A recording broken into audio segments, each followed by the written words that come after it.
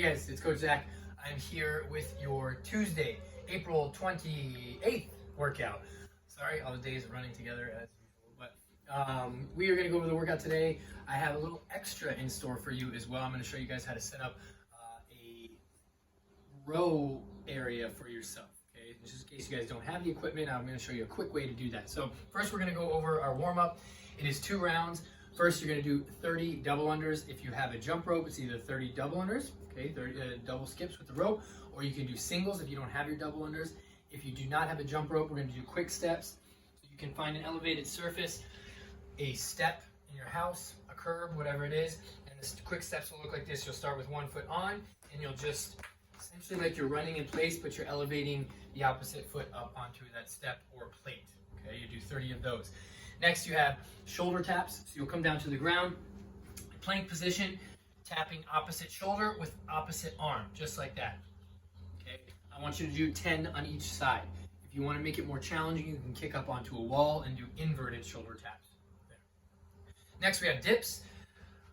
We did dips for yesterday's workout, so you should be having those fresh in your mind. But if not, bench, box, or chair should work just fine, and you are doing your dips like so. Try your best to bring your butt down to the ground if you can, full range of motion.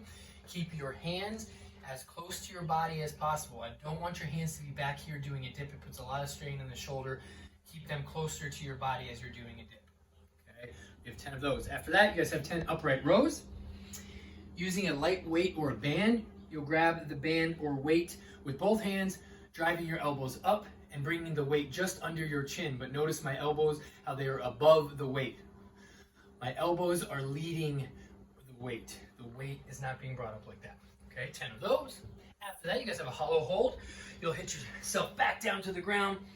Hold this position here. Make sure your lower back is flush with the ground. Belly button is tucked, pushed down to the floor, and chin is tucked to the chest. And we're holding this position. Okay, you're holding out for 30 seconds. Then you'll flip over, and you're going to do a tight arch hold for 30 seconds, okay? Chest, shoulders off the ground, thighs off the ground, legs are together. We're pushing that belly button into the floor again. You guys should feel that in your hamstrings and your lower back, okay? That is your warm-up. You guys have 2 rounds of that. After you complete that, here's a little extra bonus for today. Today's workout for part 1 is ring or towel rows. So now you're gonna be a little like, hey, what's going on with that? A towel, how do I do rows with that? If you have doors in your house and you have a bed sheet, or a towel, bed sheet will work better, you'll be able to do this. Okay, if you have rings, of course, you can just do your ring rows. You don't necessarily need to see how that is set up. I have rings up here. I haven't set them up. If you've done them at the gym before, we know that we're pulling our arms in an inverted position, pulling our arms to our chest, keeping the rings nice and close to our chest. But I'm going to demonstrate that same thing over here. So Tara's going to come with me, or my camera person, following me over here. I'm going to show you a quick tip here. Welcome to our home. Hello, everybody. These are our children. Come on in. Okay, so what you'll see on the floor here is a nice bed sheet. Not our children, babe. Down here. All right, this is a bed sheet right here. Taking a bed sheet, I folded it over a few times. I knotted the top of it. Okay. You'll want to make sure you find a door frame or a door that closes inward towards you. Okay, make sure the door closes towards you. You're going to put the knot on the other side of the door like so. So a flat part. The heavy part of the knot is on the other side of the door, flat part just over the top of the door, and you will close the door. Now that sheet is locked in place. Okay, you're going to grab either side, find a nice grip on there, and these would be consider your towel rows, or you can call them bed sheet rows, but that's a little longer. Okay, I'm going to lean back, get in position, gripping both sides, find a spot that I'm comfortable with, and pull myself to the towel, like so. Just like that. If you want it harder, you bring the feet a little further down. It's going to take you a little bit to get used to it because, of course, you're going to be a little nervous. It's going to fall towards you. As long as that knot is tight in there, it's not going anywhere, okay? I'd also advise that there's nothing behind you, like a table like this where you could hit your head. So make sure that behind you is clear, just in case for whatever reason you slip or you do fall. You're falling onto your carpet or an empty floor then, okay? But it shouldn't go anywhere. It is sturdy so long as your grip is nice and strong on that. All right, so you guys got that here, and you'll do your rows here, 8 repetitions, and then you're gonna follow me back into the workplace, and we're going to superset with lat pullovers. Okay, so you'll need a weight. If you have a box, a bench, a chair, or something that will elevate your back off of the ground, that will work perfect or great for this exercise and will enhance it just a little bit. I'm using a medicine ball for this. My weight is going to be a kettlebell. Okay, I'm going to sit back. As you can see, my back is elevated off the floor, which will allow additional range of motion for my arms to do these pullovers. I'm going to lean my arms back like so they're extended over my head, and then I'm going to pull that weight just over my chest. Back, like so. Okay, keeping my core nice and tight as I do that. Okay, so that is your lat pullover. If you end up doing them from the ground, that's fine, but it will be a limited range of motion. Okay. All right, for part 2, you have 10 rounds, 30 double unders, 10 single arm hang power cleans, and 10 single arm rows. Or if you have access to a pull-up bar, which I think a lot of you do now, you can do 10 pull-ups. All right, so for your workout, 30 double unders. If you have your double unders, go for 30. If you do not have double unders, you have a jump rope, but you don't have the skill to do those double unders yet, I would advise 60 singles for today's workout. Okay, so 60 regular skips with your jump rope. If you do not have access to a jump rope, like you did in the warm-up, quick steps, find an elevated surface or a step or a very, very small box, and you'll just do 30 of those. All right.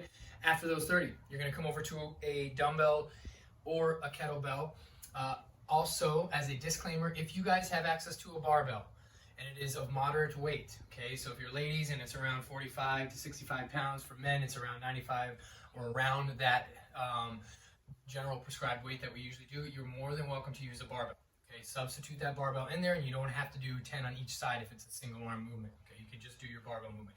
Assuming a lot of you only have one single object like a dumbbell or a kettlebell, you will be required to do 10 on one side, then 10 on the other to complete that round.